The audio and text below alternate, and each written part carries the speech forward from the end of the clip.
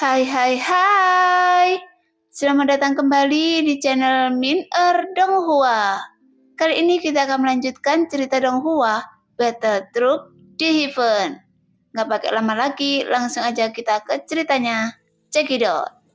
Pada saat ini, Yan Juan menginjak kekosongan yang membuat tubuh Yongdong ditutupi dengan racun hitam yang merupakan efek dari paku penyegel, yang mengakibatkan kekuatan bintang rusa pada tubuh Yongdong mulai menghilang dan mulai melanjutkan penindasan dan blokade pada Yongdong, sehingga dapat terlihat tubuh Yongdong menyusut dengan cepat dengan kecepatan yang menghancurkan.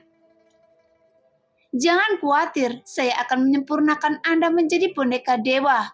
Meskipun itu adalah boneka, tapi Anda bisa meninggalkan kebijaksanaan Anda. Yan Yuan berkata perlahan, namun dalam kata-katanya seolah-olah dia sedang menghibur Yongdong karena dia merasa situasi yang dihadapi Yongdong sudah menjadi kura-kura di dalam guci. Kemudian Yan Yuan sekali lagi memerintahkan bonekanya untuk menarik Yongdong ke dalam peti mati yang tersegel. Karena meskipun sepertinya Yongdong masih mencoba yang terbaik untuk bertahan, tapi sepertinya dia sudah berada di ujung kekuatannya. Karena di bawah tekanan paku yang menyegel Yan Yuan, tubuh Yongdong sudah tidak tahan lagi. Bahkan terlihat ada keputusasaan yang terpancar dari mata Yongdong. Namun, meskipun demikian, Xiaoyan sepertinya tidak berencana untuk mengambil tindakan. Oleh karena itu, Yongdong segera melihat ke arah kota Wundian, seolah-olah dia sedang menunggu Xiaoyan mengambil tindakan. Hanya saja, kedua orang ini sepertinya memiliki pemikiran masing-masing. Adapun rencana yang tersembunyi Yongdong, meskipun Xiaoyan tidak mengetahui sepenuhnya, tapi sepertinya Xiaoyan memiliki cara mengatasinya.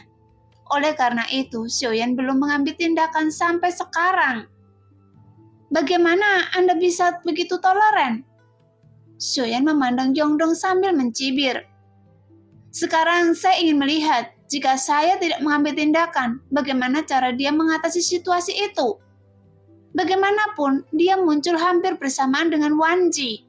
Jika saya kalah dari Wan Ji, apa yang akan dia lakukan?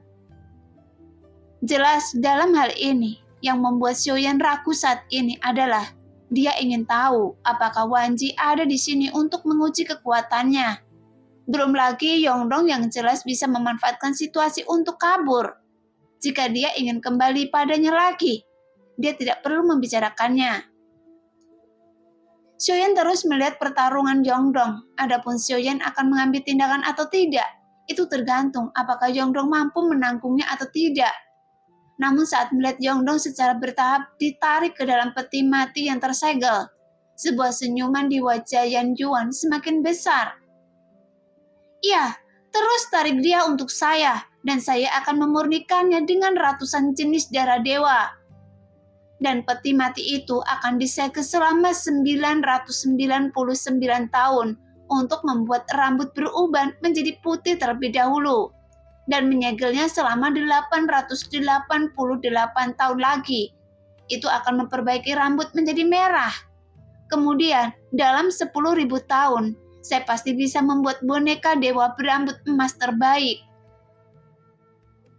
Saat ini, Yan Yuan sepertinya membayangkan Yongdong disempurnakan menjadi boneka olehnya.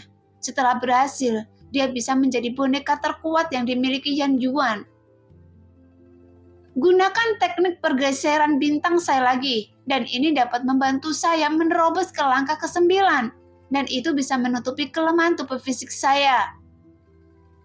Saat ini, Yongdong masih ditarik terus-menerus. Sesampainya di depan peti mati berwarna merah darah ini, kurang dari 1 langkah jauhnya dari Yongdong. Keberadaan peti mati merah itu berada dalam kegelapan. Tiba-tiba tentakel merah yang tak terhitung jumlahnya keluar dan langsung bergegas ke arah Yongdong dengan ganas. Namun Yongdong juga masih berjuang dan keras, bahkan mata yang menunjukkan keinginan yang kuat untuk bertahan hidup. Hanya saja dia tetap tidak bisa membebaskan diri.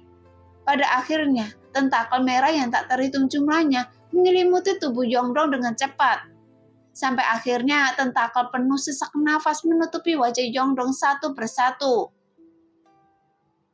Kemudian dia ditarik ke dalam peti mati merah ini hingga tutup peti mati yang berat itu tertutup.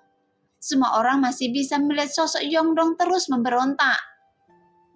Tutup peti mati tersegel. Jika orang ini diberi waktu yang cukup, dia akan menjadi boneka dewa yang terkuat saya.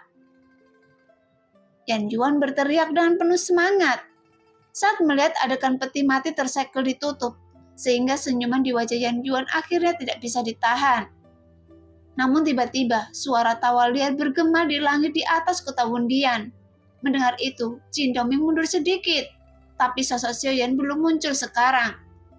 Jika dia melangkah maju, itu hanya seperti mengirim dirinya ke dalam kematian. Pada saat yang sama, Long Biao juga mundur lebih jauh dan berdiri bersama Zhonggu. Jangan khawatir, Zhonggu Doshi, saya di sini untuk melindungi Anda. Tepat ketika Zhonggu bisa memulihkan ketenangannya, Long Biao tiba-tiba berbicara. Kemudian Zhonggu yang mendengar itu, dia memiliki mata aneh, dan dia melirik Long Biao yang berdiri di belakangnya. Namun, meskipun sorot matanya diarahkan pada Long Biao, tapi Long Biao masih berdiri di belakang Zhonggu. Saat ini, Yan Yuan melirik kota Wundian. Segera dia perlahan dapat melihat dengan jelas bahwa seluruh formasi di atas kota Wundian perlahan menghilang. Kemudian Yan Yuan sedikit mengernyit. Jika dibandingkan dengan penguasa istana Wundian, sekarang saya telah memiliki tubuh fisik dewa asli, dan ini adalah sebuah keuntungan yang besar. Jadi tidak masalah jika saya tidak membunuh penguasa istana Wundian untuk saat ini. Bagaimanapun, keterlambatan hanya akan membawa perubahan. Lagi pula, saya tidak tahu apa isi warisan darinya. Jadi bisa mendapatkan tubuh dewa asli ini saja sudah cukup bagi saya. Sekarang, Yan Yuan bahkan menyerah untuk membunuh penguasa istana Wundian, dan dengan lamben tangannya, dia memasukkan peti mati berwarna merah darah itu ke dalam cincinnya. Sekarang di antara cincin di jari lain, lebih dari selusin peti mati meraung dan langsung memasukkan semua boneka ke dalam peti mati. Kemudian, Yan Yuan melirik Jin Dongming dan Zhonggu. Saat melihat Long Biao berada dekat Zhonggu, dia juga langsung mencibir yang membuat ketiga orang itu ketakutan. Dan mereka tidak berani bergerak sama sekali. Namun sosok Yan Yuan membungkuk di tempat. Dia sepertinya tidak tertarik pada Zhonggu dan yang lainnya. Dan dia bahkan tidak ingin repot-repot membunuh mereka bertiga. Semoga beruntung untuk Anda dan sampai jumpa di perjalanan berikutnya. Yan Yuan berkata dengan dingin. Sepertinya dia bahkan meremehkan identitas Zhonggu yang sebagai dosi dari alam iblis abadi. Karena dia merasa nilai Zhonggu sangat kecil. Jadi tidak ada gunanya untuk mencoba melenyapkannya. Tepat ketika sosok Yan Yuan membeku, tiba-tiba Zhonggu mendengar beberapa ledakan di udara. Kemudian Yan Yuan berubah menjadi pelangi panjang untuk pergi dari tempat itu. Hanya itu. Tidak peduli apa niat Anda yang tersembunyi, tapi bagaimanapun juga Anda telah melindungi saya. Jadi, jika saya tidak mengambil tindakan sekarang, itu tidak masuk akal. Xiaoyan menghela nafas pelan. Setelah Xiaoyan selesai berbicara, tiba-tiba di bawah telapak kakinya sebuah kilatan cahaya guntur menyambar. Pada saat yang sama, setelah Yan Yuan berubah menjadi pelangi panjang, dia masih menoleh ke belakang untuk melihat Zhonggu dan yang lainnya. Dengan tatapan sinis. Berhentilah berbaur dengan kekuatan seperti semut di sini. Saat melihat Yan Yuan yang hendak melarikan diri, tiba-tiba sebuah suara keluar, sehingga Zhonggu dan tiga orang lainnya saling memandang dengan mata muram. Kemudian mereka semua melihat ke arah Yan Yuan.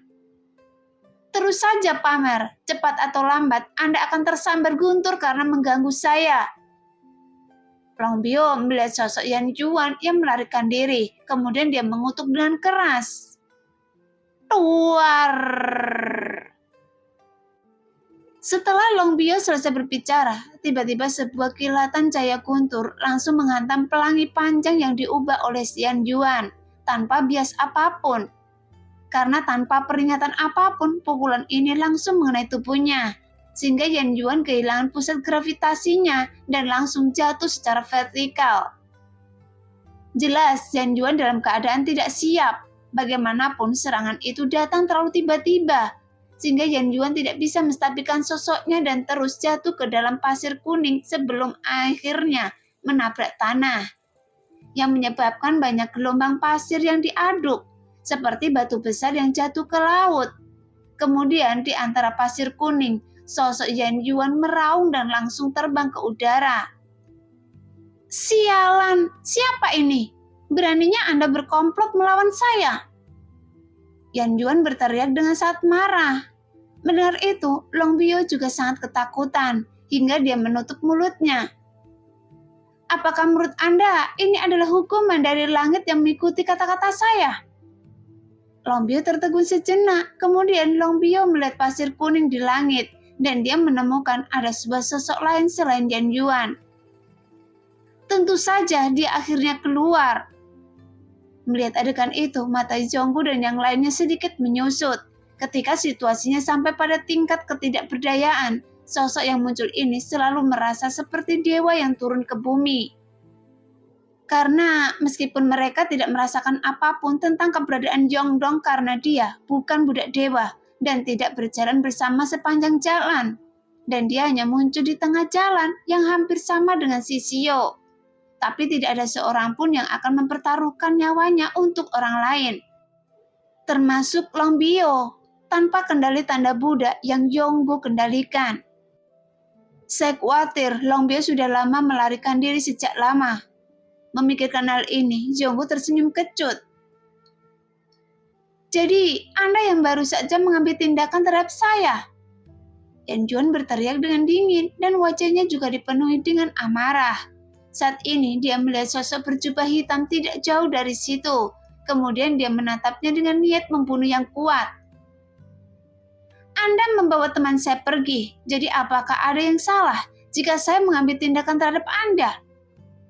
Chen berkata dengan ringan. Mendengar itu, mata Yan Yuan tiba-tiba menyusut. "Saya tertarik dengan tubuh teman Anda.